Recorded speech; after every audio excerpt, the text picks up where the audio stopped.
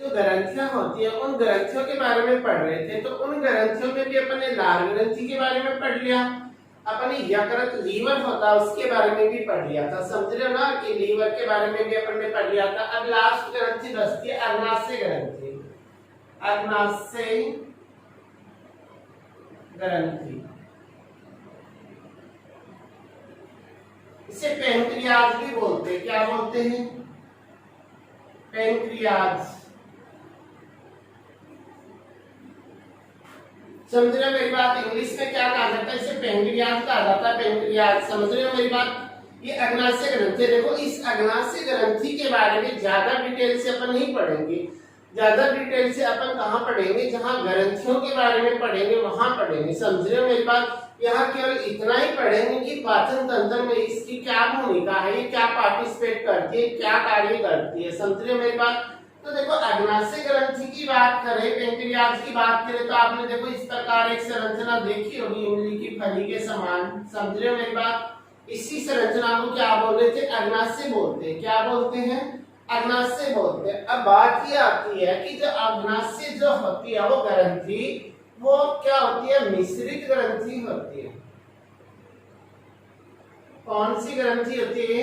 Mix gland होती है। Mix gland यानी मिश्रित ग्रंथि। मिश्रित ग्रंथियां देखो अपने शरीर में जो ग्रंथियां होती हैं वो 3 टाइप की होती हैं। एक तो होती है अंतःस्रावी ग्रंथियां, एक होती है बहिस्रावी ग्रंथियां और एक होती है मिक्स ग्लैंड। तो अंतःस्रावी तो कौन सी होती है? कि वो ग्रंथियां जो अपने स्त्राव को डायरेक्ट ब्लड में छोड़ती है, हार्मोन्स का स्त्राव करती है, वो तो होती है अंतःस्रावी। बहिस्रावी की बात करें कि वो ग्रंथियां जो अपने जो स्त्राव हैं, एंजाइम हैं, उनको ब्लड में ना छोड़ के सीधा डायरेक्ट निकालती है, तो वो होती है बहिस्रावी। बहिस्रावी एंजाइम निकालेंगे, अंतःस्रावी हार्मोन निकालती है। और मिक्स ग्लैंड वो होती है जो अंतःस्रावी और बहिस्रावी दोनों के समान कार्य करे, वो क्या कहलाती है? मिक्स ग्लैंड कहलाती है, मिश्रित ग्रंथियां कहलाती है। समझ रहे हो मेरी बात? तो पहली बात तो यही आती है काम की, जो अग्नाशय जो ग्रंथि होती है वो मिश्रित ग्रंथि होती है। समझ रहे हो मेरी बात? कैसी ग्रंथि होती है? मिश्रित ग्रंथि होती है। अग्नाशय एक मिश्रित ग्रंथि होती है, ये अंतःस्रावी और बहिस्रावी दोनों के रूप में कार्य करती है। अब बात ये आती है कि कहाँ तो अंतःस्रावी का काम करेगी और कहाँ बहिस्रावी का काम करेगी। देखो पाचन जो है, पाचन तंत्र में ये हमेशा बहिस्रावी की तरह कार्य करती है। कैसे रहती है? बहिस्रावी की तरह कार्य करती है कि इनके द्वारा जो भी एंजाइम निकलता है, जो भी अग्नाशय रस निकलता है, ये जो अग्नाशय ग्रंथि होती है ये अग्नाशय रस निकालती है। कौन सा रस निकालती है? अग्नाशय रस। और इस अग्नाशय रस में होते एंजाइम। तो इस रस को क्या करती है? ये इस रस को क्या करती है? इस प्रकार इसकी संरचना बनी हुई है, इस प्रकार से यहाँ से इस नलिका द्वारा कहाँ डाल देगी? ग्रहणी वाले पार्ट में ही डाल देगी। कहाँ डाल देती है? ग्रहणी वाले पार्ट में डाल देगी। तो इसमें ब्लड में नहीं छोड़ाना, इसलिए क्या है? बहिस्रावी। तो अपन क्या बोले कि पाचन क्रिया में अग्नाशय जो ग्रंथि होती है वो बहिस्रावी की तरह कार्य करती है। समझे मेरी बात? इसके द्वारा जो भी अग्नाशय रस निकलता है, इसमें जो भी एंजाइम होते हैं वो ग्रहणी वाले भाग में प्रवेश करते हैं। कहाँ जाएंगे? ग्रहणी वाले भाग में। समझ रहे हो मेरी बात? अब देखो आगे की बात करें कि अग्नाशय ग्रंथि के द्वारा जो भी रस निकलता है वो सबसे शक्तिशाली रस होता है। क्या होता है? सबसे शक्तिशाली रस। तो आपसे पूछ लिया जाए कि कौन सबसे शक्तिशाली रस कौन से अंग से स्रावित होता है, तो वो कहां से होता है? अग्नाशय रस। कोई क्या बोलते हैं? सबसे शक्तिशाली रस भी बोलते हैं, इसे पूर्ण पाचक रस भी बोलते हैं। कौन सा रस बोलते हैं? पूर्ण पाचक रस भी बोलते हैं। समझ रहे हो मेरी बात? तो ये अपनी अग्नाशय ग्रंथि थी। बाकी इसका पाचन में क्या पार्टिसिपेट है वो पाचन की क्रिया पढ़ेंगे, उस समय पढ़ेंगे। अभी इतना ही ध्यान रखना अपने को, जो अग्नाशय ग्रंथि होती है वो मिश्रित ग्रंथि होती है। इसके अलावा भी देखो ये क्वेश्चन बहुत बार कंपटीशन एग्जामों में पूछे जाते हैं कि मिश्रित ग्रंथि में कौन सी है, कौन सी नहीं है। तो अपनी जो अग्नाशय ग्रंथि है, वसन होते हैं, अंडाशय होते हैं, ये तीनों ही क्या होते हैं, मिश्रित ग्रंथियां होती हैं। तो ये मिश्रित ग्रंथि है भाई पाचन क्रिया में बहिस्रावी के रूप में कार्य करती है। इसके द्वारा अग्नाशय रस निकलता है जो कहाँ प्रवेश करता है, ग्रहणी में प्रवेश करता है। ये जो रस होता है सबसे शक्तिशाली रस होता है, इसे पूर्ण पाचक रस भी बोला जाता है। समझ रहे मेरी बात। तो ये ग्रंथियां पढ़ लिया अपन ने। तो पाचन तंत्र की अपन ने संरचना के बारे में भी पढ़ लिया, और पाचन तंत्र की संरचना में कौन कौन सी ग्रंथियां होती हैं उन ग्रंथियों के बारे में भी अपन ने पढ़ लिया। कौन कौन सी ग्रंथियां होती हैं, लार ग्रंथि है, यकृत ग्रंथि है, अग्नाशय ग्रंथि है, ब्रूनर ग्रंथि। तो ये जो ब्रूनर जो ग्रंथि होती है वो कहाँ पाई जाती है, ब्रूनर ग्रंथि पाई जाती है छोटी आंत में। कहाँ मिलेगी आपको, छोटी आंत में। समझ रहे हो मेरी बात। अब देखो आगे की बात करें कि पाचन तंत्र की संरचना के बारे में मैंने पूरा पढ़ लिया, इसका डायग्राम भी पढ़ लिया है, इसमें कौन सी ग्रंथियां होती है वो भी पढ़ ली। आज अपन पढ़ेंगे पाचन।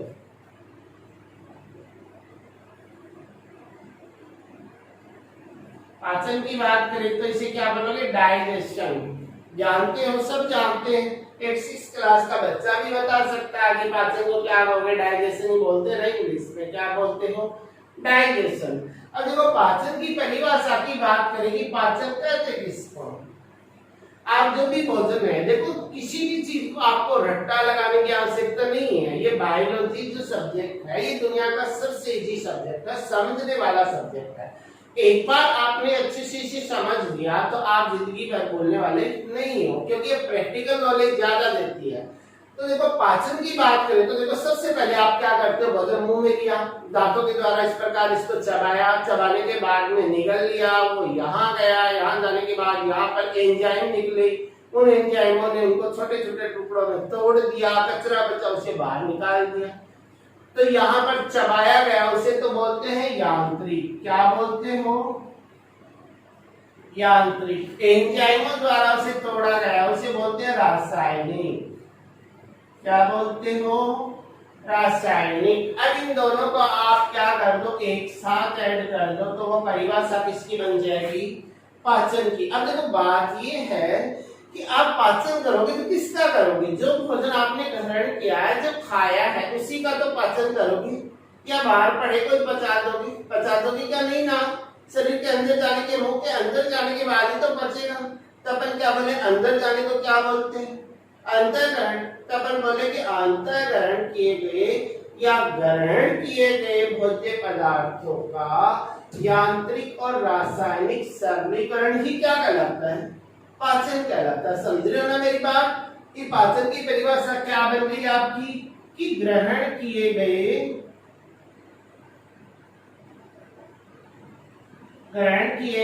भोज्य पदार्थों का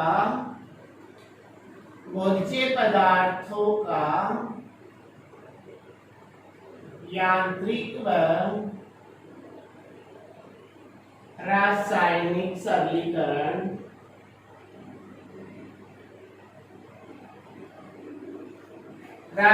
सरलीकरण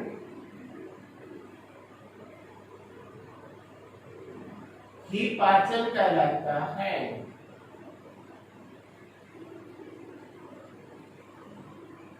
अपन पाचन की परिभाषा देखें तो क्या बोलेंगे कि ग्रहण किए गए भोज्य पदार्थों का यांत्रिक और रासायनिक सरलीकरण ही क्या है, पाचन कहलाएगा। अब यांत्रिक की बात करें तो मुंह में चबाया है, उसको अच्छे से टुकड़ों में तोड़ा है, कागज चवड़े द्वारा उसे पीसा है, तो वो तो है यांत्रिक पाचन।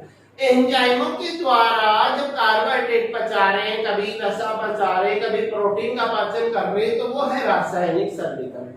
समझ रहे हो, तो पाचन की परिभाषा आप अच्छे से समझ गए होंगे कि पाचन किसे कहते हैं, कि ग्रहण किए गए भोज्य पदार्थों का यांत्रिक और रासायनिक सरलीकरण ही क्या है, पाचन है। अब देखो पाचन की जो क्रिया है वो कितने चरणों में संपन्न होती है, पाचन क्रिया के चरण। तो पाचन जो क्रिया है उसके कौन कौन से चरण होते हैं। सबसे पहला कार्य होता है अंतःग्रहण, उसके बाद होता है पाचन,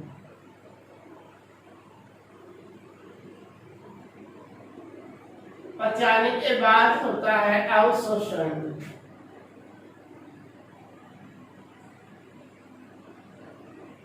अवशोषण के बाद होता है स्वांगीकरण।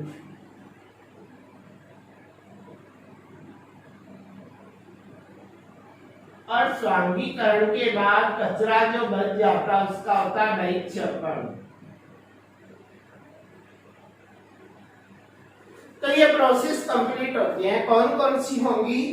अंतःकरण, सबसे पहले अंतःकरण किया जाएगा, उसके बाद पाचन होगा, उसके बाद अवशोषण होगा, उसके बाद भोजन का स्वांगीकरण होगा और उसके बाद होगा बहिक्षेपण। देखो आप अंतःकरण की बात करो तो अंतःकरण की बात करें, अंतःकरण की क्रिया कहाँ होती है? अब ऐसा तो है नहीं कि आप भोजन को ग्रहण कर रहे हो कि भैया आज मैं तो कान से भोजन ग्रहण करूंगा, आज मैं नाक का नासा गुहा के द्वारा भोजन को ग्रहण करूंगा। आप कहाँ से करते हो? मुंह से करते हो ना, या फिर कान से करते हो?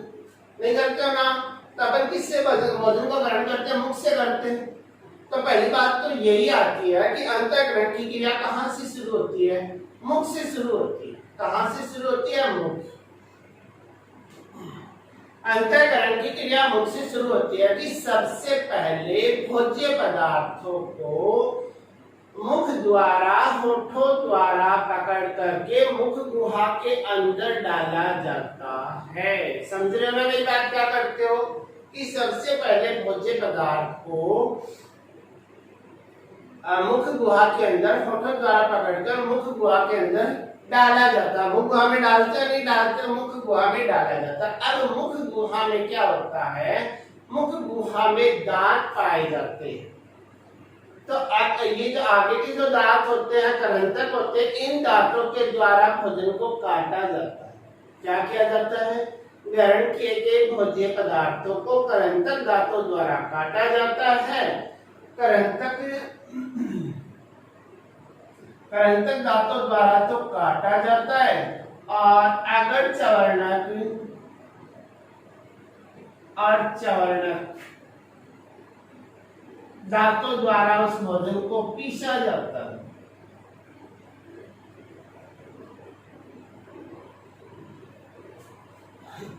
समझ रहे हो मेरी बात?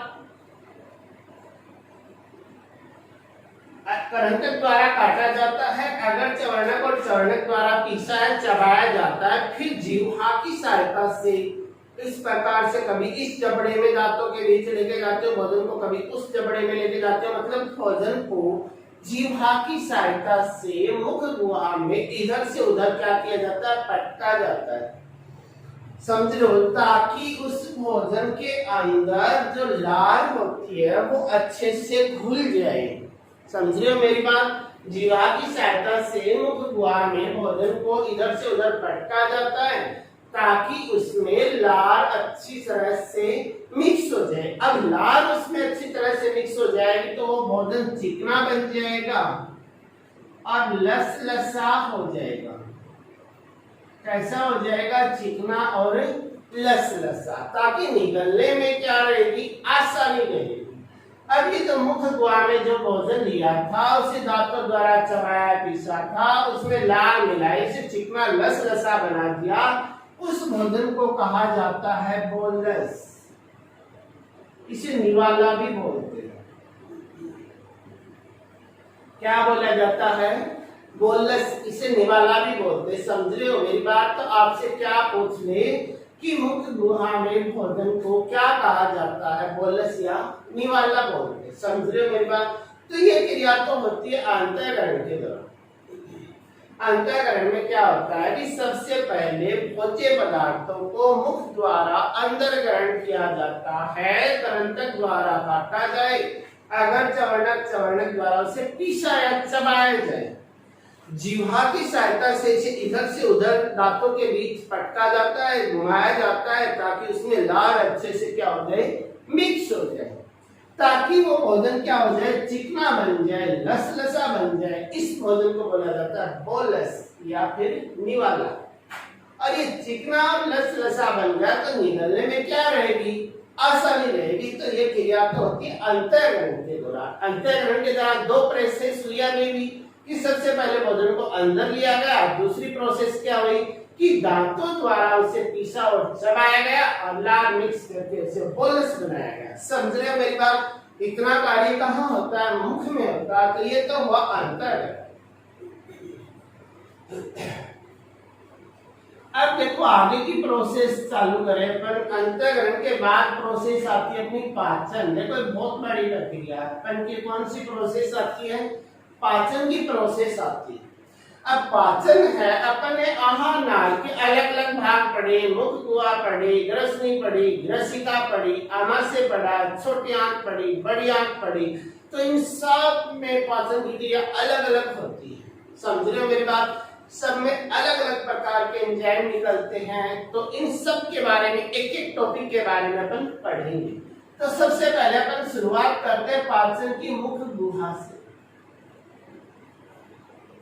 कहां से शुरुआत करते हो आप? पाचन की मुख गुहा से करते हो। तो अपन क्या बोले कि जो ग्रहण किए गए जो भोज्य पदार्थ है उसको दांतों द्वारा चबाया पीसा जाता है और उसके साथ लार को मिक्स करके उसे चिकना बनाया जाता है। समझ गए? ये प्रोसेस कहाँ होती है? मुख गुहा में।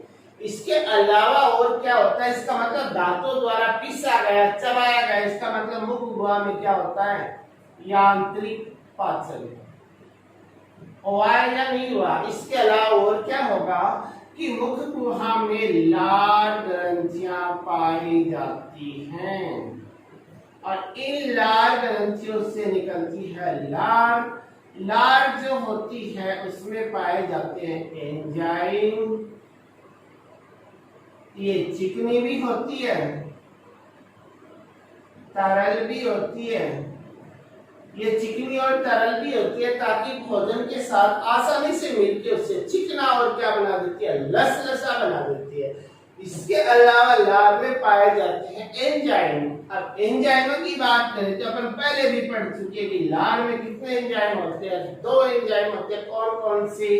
एक तो टाइलिन या इसे एमाइलेज भी बोलते हैं, लार एमाइलेज। क्या बोलते हो? लार एमाइलेज। दूसरा होता है अपना कौन सा एंजाइम होता है? लाइसोजाइम। देखो इनके बारे में अपन पहले भी पढ़ चुके हैं। समझ रहे हो ना मेरी बात? थोड़ा सा मैं फिर बता देता हूँ कि लार में 2 एंजाइम होते हैं, टाइलिन और एमाइलेज। एक होता है लाइसोजाइम। तो टाइलिन और एमाइलेज क्या करता है? जो अपने भोजन में जो अपन ने कार्बोहाइड्रेट खाया था यानी स्टार्च को जो खाया था, ये टाइलिन क्या करता है? उस कार्बोहाइड्रेट का स्टार्च जो होता है वो स्वादहीन होता है। ऐसा होता है? स्वादहीन होता है। इसको ये बदल देता है माल्टोज शर्करा में। कहाँ तोड़ देगा? माल्टोज शर्करा में। माली माल है, सबसे मीठी शर्करा है। कैसी शर्करा है ये? मीठी शर्करा। समझ रहे हो मेरी बात? अब ये भी ना याद रहे तो देखो भोजन के जो अवयव होते हैं उनमें कार्बोहाइड्रेट है, वसा है, प्रोटीन है, विटामिन है, खनिज लवण है, रेसे हैं, जल है। समझ रहे हो? ये सब है। इनमें सबसे बड़ा नाम किसका आता है? कार्बोहाइड्रेट का आता है नहीं आता? आता है। तो जो सबसे बड़ा होता है, सबसे मुखिया होता है, जब झगड़ा होता है तो अपन वार किस पे करेंगे? जो सबसे मेन मुखिया है, जो सबसे खतरनाक है, जो सबसे भयानक है, सबसे बड़ा आपको दिखाई दे रहा है, सबसे पहले आप उसी को पकड़ो। अगर उसकी आप गर्दन तोड़ देते हो तो बाकी वाले पीछे पीछे अपने आप आ जाएंगे। तो सबसे पहले बड़ा आपको कौन दिखाई दे रहा है? आपको कार्बोहाइड्रेट। देखो कितना बड़ा नाम है इसका। तो सबसे पहले इसी को तोड़े ना। कहाँ तोड़ दे? मुख में तोड़ दे ताकि आगे आपको परेशानी ना करे। समझ रहे ना मेरी बात? तो टाइलिन क्या करता है? जो कार्बोहाइड्रेट होता है इसको माल्टोज शर्करा में तोड़ देगा। इसमें तोड़ देगा भैया? माल्टोज शर्करा में। तो ये एंजाइम है और एंजाइमों द्वारा होता है वो होता है रासायनिक पाचन। कौन सा पाचन? रासायनिक। इसका मतलब मुख गुहा में यांत्रिक और रासायनिक दोनों प्रकार का पाचन होता है। समझ रहे हो ना मेरी बात?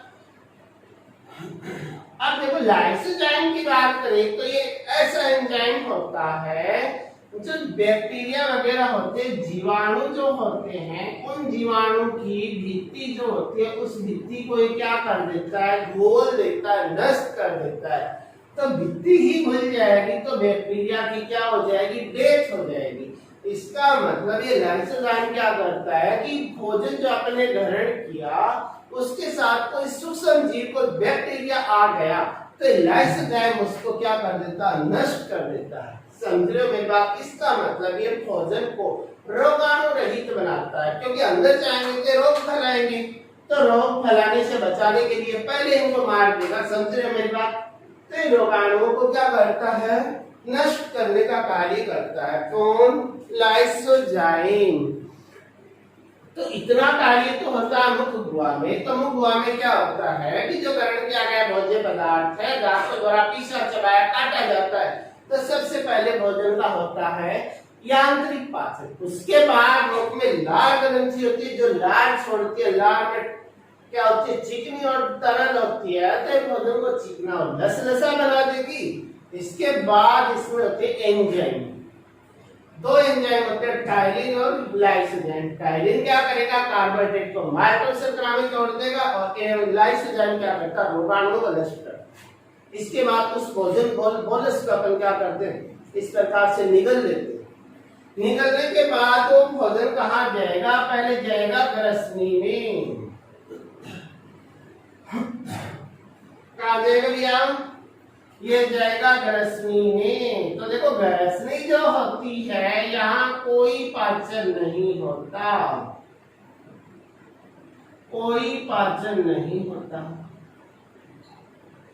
अब क्यों नहीं होता, क्योंकि कोई पचाने वाली कोई ग्रंथि भी नहीं है, कोई एंजाइम भी नहीं निकल रहा है, इसलिए यहाँ कोई पाचन की क्रिया नहीं होती है। इसके बाद भोजन जाता है ग्रसिका के पास कि भैया तू पचा दे मुझे। तो ग्रसिका ने कहा कि जैसा ग्रसनी है वैसी मैं हूँ, ना तो मेरे पास कोई पाचन ग्रंथि है, ना मेरे पास कोई एंजाइम है, अब मैं क्या कर सकती हूँ, मैं तो आपको नहीं पचा सकती। तो फिर भोजन कह रही भैया हम कहाँ जाए पचने के लिए। तो ग्रसिका बोले कि आप चिंता मत करो, मैं आपको एक बड़े से गुब्बारे के अंदर छोड़ के आती। तो वो गुब्बारा क्या है, आमाशय है।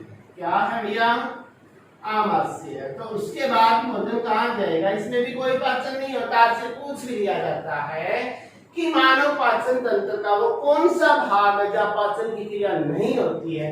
तो पाचन तंत्र, अकेला पाचन तंत्र का पूछा तो ग्रसिका बोलोगे। क्यों? क्योंकि ये तो श्वसन का भी पार्ट होता है। समझ रहे हो ना मेरी बात? सीधा पूछेगी कौन सा अंग जहाँ पाचन नहीं होता, तो यहाँ भी नहीं होता, यहाँ भी नहीं, आपकी मर्जी है जो लिखो। लेकिन पाचन तंत्र की बात आ जाए तो आप किसको लिखोगे, ग्रसिका को ही लिखोगे। समझ रहे हो ना मेरी बात? अब इसके बाद भोजन कहाँ चला गया, आमाशय में चला गया। आमाशय के छेले में इकट्ठा हो गया कि अब तो आपको ही पचाना पड़ेगा, है ना। कि ग्रसनी और ग्रसिका ने तो हमारे साथ विश्वासघात किया, हम आ तो गए लेकिन उन्होंने हमें पचाया नहीं। तो आमाशय बोला कि आप चिंता मत करो, आप आराम करो। क्या करो, आप 3 से 4 घंटे हमारे कमरे में आराम करो, हम आपको पूरी तरह खिंडा के रख देंगे। समझ रहे हो मेरी बात? तो आमाशय में देखो पाचन कैसे होता है कि आमाशय जो होता है इसकी दीवारों में क्या पाई जाती है, जठर ग्रंथियां पाई जाती है। कौन सी ग्रंथियां पाई जाती है भैया, जठर ग्रंथियां पाई जाती है। और ये जो जठर जो ग्रंथियां होती हैं वो जठर रस का स्त्राव करती है। कौन से रस का स्त्राव करती है, जठर रस का। और जठर जो रस होता है उसमें पाया जाता है HCl और एंजाइम। क्या पाया जाता है इसमें, HCl पाया जाता है और एंजाइम पाए जाते हैं। समझ रहे हो मेरी बात? आमाशय में पाचन की बात करें तो आमाशय में भोजन आने के बाद 3 से 4 घंटे रहता है। आमाशय में जठर ग्रंथियां होती है जो भोजन को अच्छी तरह से भिगो के रख देती है। क्या कर देती है, अच्छी तरह से भिगो के रख देंगी। इन जठर ग्रंथियों से निकलेगा जठर रस। क्या निकलेगा भैया, जठर रस निकलेगा। और इस जठर रस में होता है HCl और एंजाइम। अब HCl निकल गया, एंजाइम निकल गए। अब इनको कहा जाए कि आप इसके साथ क्या करो, इसे खिंडाओ, तोड़ो, बचाओ। तो सबसे पहले अटैक करेगा HCl। कौन अटैक करेगा? HCl अटैक करेगा। तो आपसे पूछा जाए कि HCl का क्या काम है, तो देखो भैया सीधी सी बात है, आपको ज्यादा दिमाग लगाने की आवश्यकता है नहीं, थोड़ा सा लगाइए, आप बच गया भोजन। HCl की बात करें तो HCl आपने नाम सुना होगा, लास्ट ईयर में आपने केमिस्ट्री में पढ़ा होगा। HCl बोलते हैं हाइड्रोक्लोरिक अम्ल। कौन सा अम्ल होता है ये? हाइड्रोक्लोरिक अम्ल। कौन सा अम्ल है भैया? हाइड्रोक्लोरिक अम्ल। समझ रहे ना मेरी बात? इसको बोलते हैं हाइड्रोक्लोरिक अम्ल। पहली बात तो यही है कि ये है कैसा? अम्ल है। अम्ल है इसका मतलब अम्लीय नेचर का है। अम्लीय नेचर का है तो जो भी भोजन आएगा ये भोजन को क्या बना देता है? भोजन को अम्लीय बना देगा। क्या कर देगा? सबसे पहले भोजन को अम्लीय बना देगा कि चल तुझे मैं अम्लीय बना देता हूँ, भोजन को अम्लीय बना दिया। इसके बाद क्या करता है? ये HCl है, परबल अम्ल है, तो क्या करेगा? देखो मुकुआ में लाइसोजाइम आया था, नहीं आया था, उसने रोगाणुओं को मार दिया था, लेकिन फिर भी थोड़ा बहुत कोई रोगाणु छुप बच के निकल ही जाए। समझ रहे हो ना मेरी बात? आप भी करते हो ना कि जब भी प्रेयर वगैरह में आपको ड्रेस कोड के लिए या फीस वगैरह के लिए जब भी आपको टोका जाता है, आपको अलग कर लिया जाता है, तो आप में भी कुछ छुपा रुस्तम ऐसे होते हैं जो छुप छुप करके कहीं ना कहीं से भाग करके क्लास में जाने की ताक में रहते हैं कि कब अध्यापक का ध्यान इधर से उधर हो और मैं तुरंत क्लास में एंट्री कर जाऊं ताकि मुझे ड्रेस के लिए ना टोका जाए। करते हो नहीं करते हो? या बहाना बनाते हो कि क्लास के अंदर ही आप सर पकड़ के बैठ जाते हो कि प्रेयर में नहीं जाएंगे? समझ रहे हो ना कि सर पूछिए क्या हुआ, बोल दूंगा सर मुझे सर में दर्द हो रहा है, मेरे पेट में दर्द हो रहा है। वो तब तक होता है जब तक आपकी प्रेयर ना हो। तो वही कहानी यहाँ है कि भोजन में जो लाइसोजाइम था उसने मुख बुआ में रोगाणुओं को मार दिया था, लेकिन कोई ना कोई तो ऐसा होगा, कोई रोगाणु तो ऐसा हो जो छुप करके यहाँ से निकल जाए। निकल जाए तो वो कहाँ आएगा? आमाशय में। आमाशय में पड़ा है कौन? HCl। HCl बोला कि आ बेटा मैं देखता हूँ तेरे को, तू पहले छुप के भागा था ना, अब कहाँ जाएगा? तो HCl क्या करता है? उन सूक्ष्म जीवों को क्या कर देता है? उन सूक्ष्म जीवों को नष्ट कर देगा। नष्ट कर देगा इस मतलब भोजन को रोगाणुओं से बचाता है। क्या करता है? रोगाणुओं को नष्ट करता है, रोगाणु रहित बनाता है। तीसरा काम ये क्या करता है? भोजन को सड़ने से बचाता है।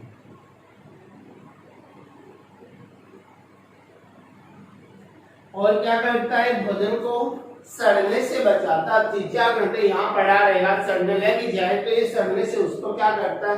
बचाता है। इसने भोजन को अम्लीय बनाया, रोगाणुओं को मारा, भोजन को सड़ने से बचाया। लेकिन अभी तक ये तो सोए हुए, कुछ किया ही नहीं है। किया कि कुछ नहीं किया ना। HCl क्या करे? जागे इनको थप्पड़ लगाएंगे, खड़े हो जाओ, आलसी टट्टू क्यों पड़े हुए हो, मैं अकेला काम कर रहा हूँ, आप आराम से सो रहे हो, है ना? तो इनको चट्टू लगाए तो ये क्या हो गए? सक्रिय हो गए। क्या हो गए? सक्रिय हो गए काम करने के लिए। इसका मतलब इसका चौथा काम होता है एंजाइमों को सक्रिय करना।